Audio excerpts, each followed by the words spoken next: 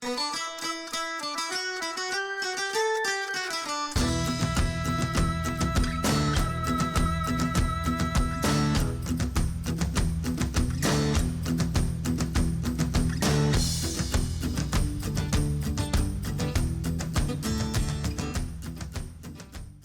up, everyone, and welcome back to my show, Diarrhea of a Madman. I am your host, Johnny Devine, and this is me spewing shit. So let's start off. I stopped watching, I watch a lot of movies. I've seen a lot of movies. I'd like to thank my military service for most of that. A lot of downtime when you're downrange, that kind of thing. It's not as exciting as all the movies would portray it to be because there's another side of the army that's very fucking boring. That's the side I worked on. So did a lot of movie watching, that kind of thing when I wasn't doing other things. So I just stopped watching and I not regret. Sorry, there's a dog trying to play ball with me right now. It's being a movie connoisseur that I claim to be. It is embarrassing to state that I have never watched the Sugarland Express, which is the first accredited movie that Steven Spielberg got as a director. He did some shit beforehand. If you want to get into it, look into it. I don't fucking care. I'm not going to argue with you about it, but his first major fucking film was Sugarland Express. And so I was in the middle of watching that and then decided I'm going to come do this before I get too much of this in me. And it ended up being a silly, fucking shitty show. Which, I mean, they can't all be home runs. You know, sometimes you got to leg out a fucking single. So that's what I'm going to try and do with this episode because I am fucking with the audio. So this may never even play. But, so I was watching Sugarland Express and I was thinking, holy shit, that is the power of the pussy movie if there ever was one. Because if you've never seen it, Goldie Hawn, a very young Goldie Hawn, this is 1974. This is when it was released. So a young Goldie Hawn convinces her convict husband. She's a convict too, but she gets out a little bit earlier. Anyway, to escape a like minimal security prison. It's like they call it pre-release back then. So it's minimal security. There's like people fucking bringing their kids and playing baseball and shit. Anyway, 4 months. He's got 4 months left in this minimal security prison.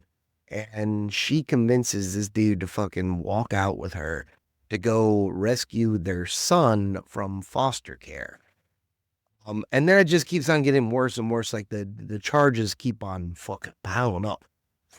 All because Goldie Hawn's pussy is really the only reason why this man was like, I'm going to fucking leave prison, because she straight up says, I will leave you. I will run off with another man if you don't help me with this. And he's like, I can't fucking stand that.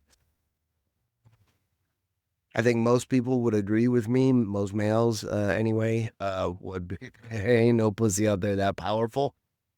Not after, like, I mean, come on, some of us will all work, we'll fucking figure it out in the court system. Let me finish my, debt to society so that I look better in the eyes of the court in order to get our son back. But you want to go steal him back? I mean, I guess if you get him, that brings up a question of,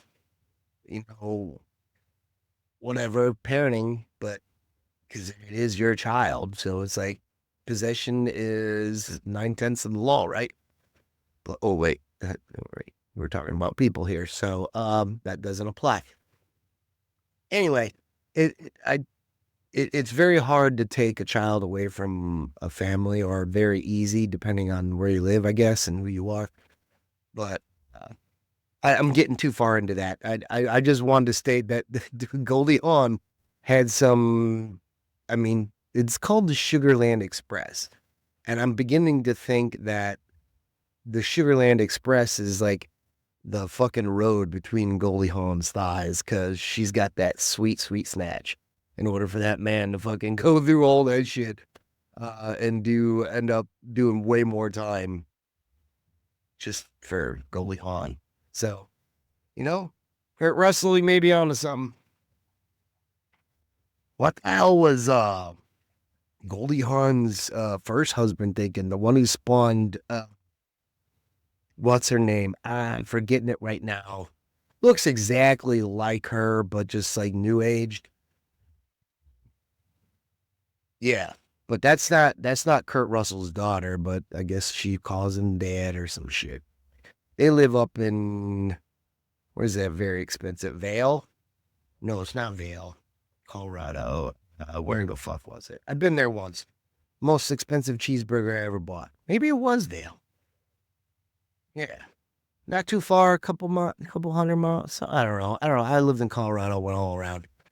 Um, but yeah, I went to, yeah, you know, very expensive fucking hamburger, and that was about it. The guy I was with, I'm pretty sure we just went to Vail to buy Coke, but I won't release his name because I didn't know what the fuck we were doing. Thought we were just going fucking Vail to hang out. Just, whatever.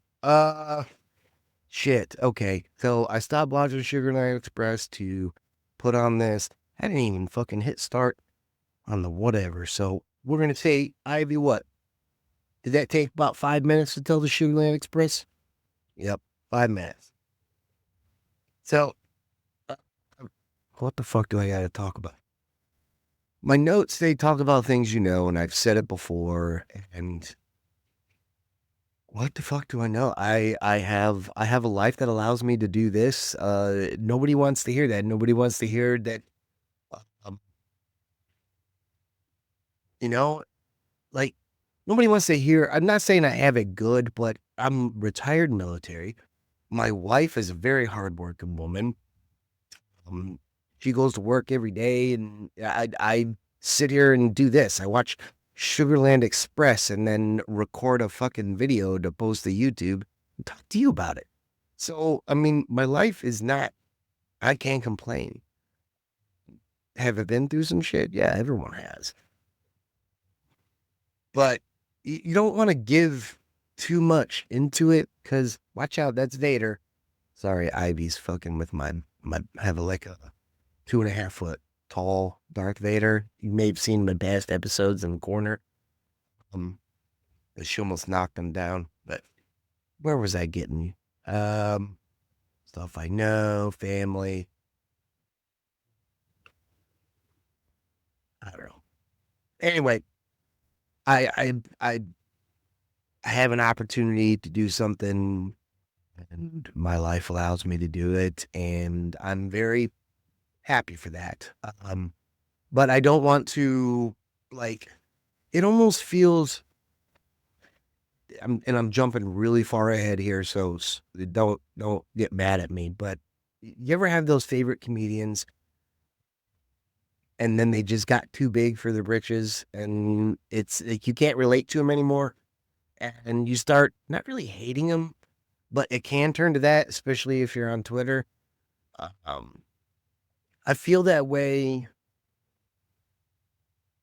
Most of the first one that comes ahead is Tom Segura, only because I loved his stand up. I still love his stand up, but it's always showing up on fucking WWE, showing up on wrestling. Him and Burt, who's been riding those fucking coattails. Uh, Um, just showing up on, I mean, I get the cross thing, like you're trying to, but no, you're minimalizing your audience. You're taking what you think most of your audience wants, or maybe you're thinking that is a way of expanding your audience and getting into wrestling.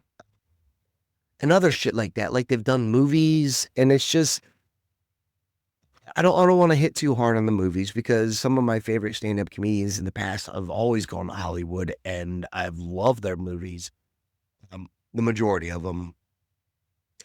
So I don't want to hit too hard on that. But when they make their own movies, it feels like there's something lost. There's something that Hollywood brings.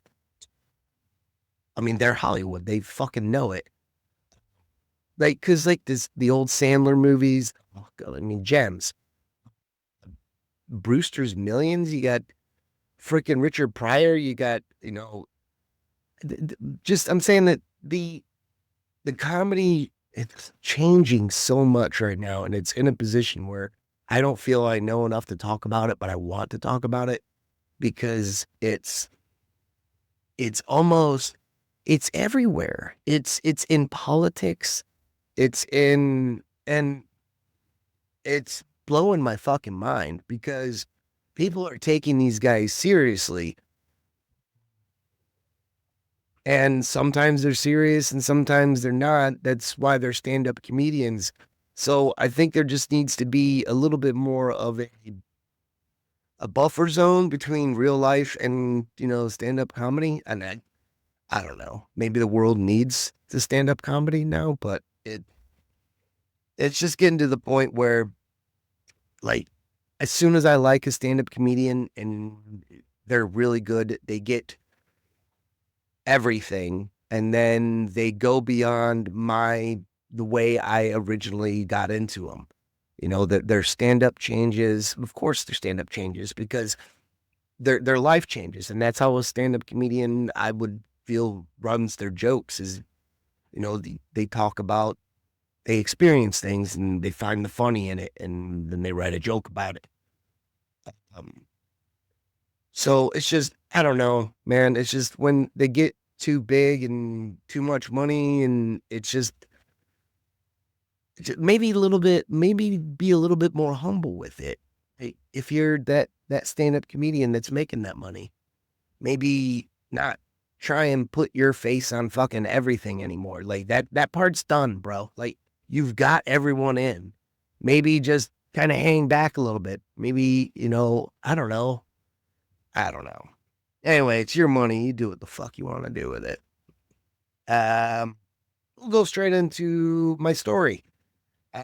My props, like on these shows, I have my podcast studio that I have a bunch of shelves on these shelves, excuse me, are a bunch of items and things I've saved throughout my life, and they each tell a story. So today I'm going to tell the story of this here. This is a Todd Helton signed Sky Sox baseball, and how I acquired this. Like I said, I was in the Army for 20 years, so I've been a lot of places. One of those places was Fort Carson, Colorado. And when I returned from one of my deployments from Fort Carson, I had rented a house. Excuse me. I rented a house just a couple blocks, I mean, within walking distance of the Sky Sox Stadium, which is the farm team of the Colorado Rockies. So, being me, when there were games, I would pregame at home and then walk the 2 blocks and go watch the ball games. And this was, son of a bitch, it was after Korea, 2005? Yeah, I'm pretty sure it's 2005. No, fuck if I remember. I don't know. It may have been, was that the first deployment? Anyway, we're getting into semantics. I was down there. Todd Helton was down there on a rehab assignment because he had been injured. So I didn't know this. I walked down for this game, and this is before I had smartphones. Before I even had a cell phone, actually. Wait, I may have had a flip phone. I didn't have a smartphone, and Anyway, I get to the stadium. I'm there way early. I'm already a little bit buzzed, but what do? Being me, I go straight to the fucking bar line because guess what? You get your hand stamped early and you can skip the other line when the game gets busy because a lot of people get in there and they want a beer in the third inning, like their first beer, and they forget to get their fucking hand stamped. So now they got to get their hand stamped and then go to another line because the cashier, their concession stand, are not, they can't check IDs. So there'd be like a cop standing off to the side and he would have to check your ID and then give you either like a band or a stamp or some shit like that. And then you can get in the beer line. Anyway, I got there early to bypass the second line because that's what a good drunk does. And when I had handed my ID over to the cop, he was like, "Oh, did you know it's military appreciation night?" Sir, I did not. What does that mean? And he's like, well, if you go over there, you can put your name into a box to potentially throw out the first pitch. Hell yeah. Who the fuck doesn't want a chance to get to do that? Right on. I'm like I said, I've already been. This is back when I pre-gamed with whiskey because I would drink beer at the games and I would just, you get the hard stuff in first, and then because the beer was cheaper than the liquor was at the games, so I go ahead and go over there and I put my name in the box, and then I go back over to the beer line, get a couple beers or beer, get some nachos, and I'm sitting in my seat and down at third base line because I love sitting third base line. And they start making these announcements and they call out for the first pitch. They call my fucking name. Holy shit. Like by this time I'm pretty, I'm a couple whiskeys and at least 4 beers deep. And all of a sudden I get to go throw out the first pitch. So I had to run up back to the booth where I signed up and they walked me down the first base line where the home team was. And they had 2 guys out there. They had me and one other guy, and he got to go out first. He was injured, so it was kind of like he did his thing, and then he came back. And I say he's injured. He was an injured soldier. And then there's me. The only thing's injured on me is my fucking brain with all the alcohol that I have in me. And I go up. Sorry, let me backtrack. I realize that when I'm standing down there with the other guy who is more of a Rockies fan than I was, I'm a White Sox fan. Don't let the badass jersey confuse you. My wife got me this one. This is a Vaughn jersey, wild thing, by the way. I'll show you my socks, my White Sox stuff on another date, but I'm getting off track. So while we're standing there, this dude is looking over at the bull or at the dugout because we're standing outside of it on, off to the side. And he's like, is that Todd Helton? I'm like, I fucking recognize that name. And I turn and look, I'm like, I think so. I had no idea it was down there. So this dude throws out the first pitch. He does whatever he does. I don't remember because I was fucking beaming focused.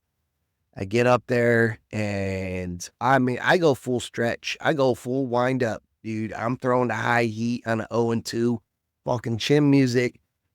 And I did. I remember the catcher was kind of a high. It was a high one. He kind of stood up a little bit, but it got down there. It didn't hit the fucking ground. Didn't go all 50 cent to the left or right, but it got down there and came out, gave me the ball back. And I want to say it was Jeff Samardzija that was catching for some reason because I don't even think he was a catcher, but they just throw a guy out there to go, hey, fucking catch the first pitch.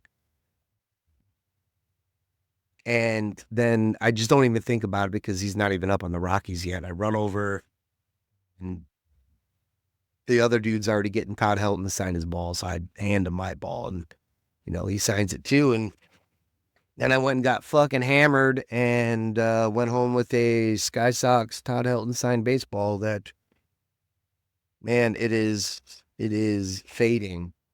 I like the memory of that fucking day. So I'm glad I got that on digital. Holy shit. It is titty time. All right. If you've ever listened to me before, if you've ever listened to me before, titty time is Twitter time, or formerly then, or Twitter treading time.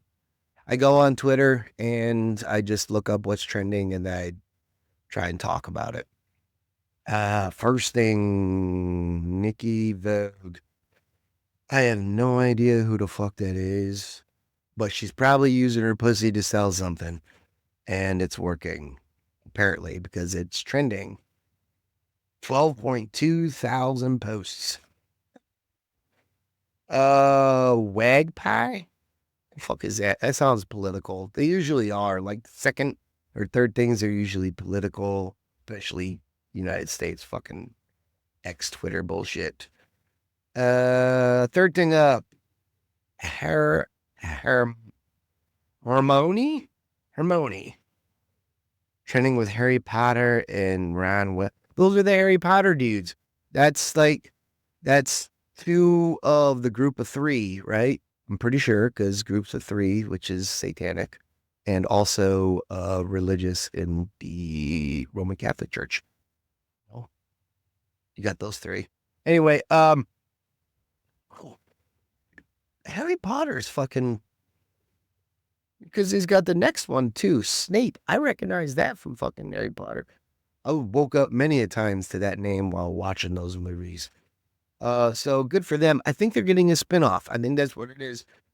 Harry Potter is getting like a spinoff TV series, but they're gonna make it so that he's back being a little boy because that's when everyone likes Harry Potter. So he's a little boy. Up next, Zeb Wells, Deadpool, Grant Moore. Oh, okay. Is there a crossover happening? Deadpool's back and it doesn't involve Ryan Reynolds, so I'm assuming this is comic related. Good for them. I'm glad comics are making a like a resurgence. Not just the comic book movies, but the actual comic books. Because I mean that's how most of us, the older people that you see in the Marvels and DC movies, is because we grew up with those comic books, and now we get to see it live, and now to see it to see like the younger generation like seeing it on screen first and then now going back and reading the comic books or just finding an interest in the comic books, I think is super fucking cool. So good for them. Airdrops, business and finance. Oh, they find a new way to fucking insider trade. Sounds like that. OTAs. Oh, fucking NFL, dude. We're already. Oh shit, that reminds me. I gotta do some NFL podcasts with some friends of mine. So stay tuned for those. Some stupid Tesla bullshit. Rick Derringer. Why the fuck is Rick Derringer back in the news? Did he die? Isn't that somebody who did something in music once? Pretty sure that's what he was. It doesn't say anything other than trending in the United States. It doesn't say music or whatever, but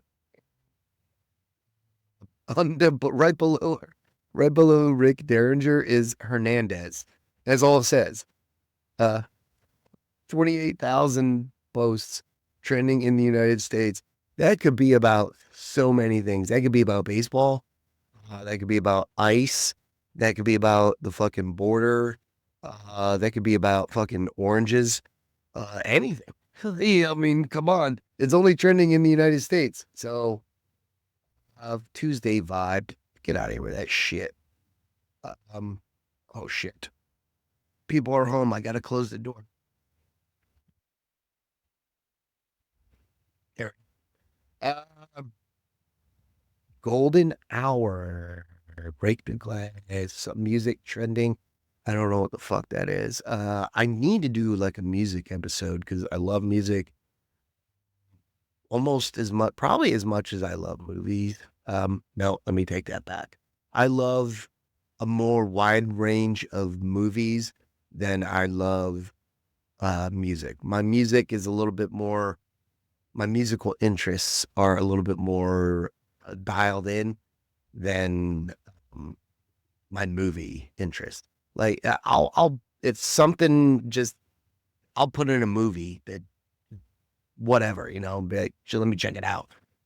A lot of times I'll do that with music too, but I'll get a lot further in a movie than I will with music. I know, personally, I know if I'm gonna like the movie a lot later on than uh, when I'm watching or listening to music. Does that make sense? I'm sorry. When I hear music, I know almost instantly whether or not I should keep on listening to it, as opposed to a movie. Sometimes I give it, you got to give it long plot builds, whatever. Music is, 3 to 6 minutes. You should know within 30, 45 seconds, I would assume. That's like watching a movie that's 90 minutes long. Give it, I'm not good with math, at least 25 to 30 minutes before you turn it off. Redskins. Redskins are back in the news. Redskins, they're not even the Redskins anymore because it's sports trending. Are they trying to put the Redskins name back in Washington? I think they should. I don't think, I mean, for a while there, I get what everyone was saying about, whatever. But when the group of people that and I assume because I only, get my news off the internet, are saying it's okay, why not bring the name back? I mean, actually, I don't know. If I was like a collector and you had like old like Redskin stuff, and then all of a sudden they bring the name back, maybe it's not worth the shit anymore. Now all the stuff that was when they were the Washington Football Club, how much is that going to be worth like in 25 fucking years? Maybe if they get good, sell high, so whatever. That's just a money grab. I hate when they do that. Sports teams do that shit all the time. Fucking the Utah team in the NHL did that shit. They're like, we have a team, but we need you to guess our name or come up with our name. And then they're like, oh, we couldn't come up with it in the first season, so we just put out fucking whatever football club or whatever the hell and just come up with some generic ass name, sell a bunch of merch on that name, and then the next year be like, okay, now we got your stuff, and then sell a bunch of fucking merch again. It's a pain in the fucking ass, and it's all a profit gig. And that's all I'm trying to do. And if you want to help me, just hit like, comment, or subscribe, and I'll keep spewing out my shit every week, sometimes twice a week to you. Thank you very much. Love you guys. That's the show.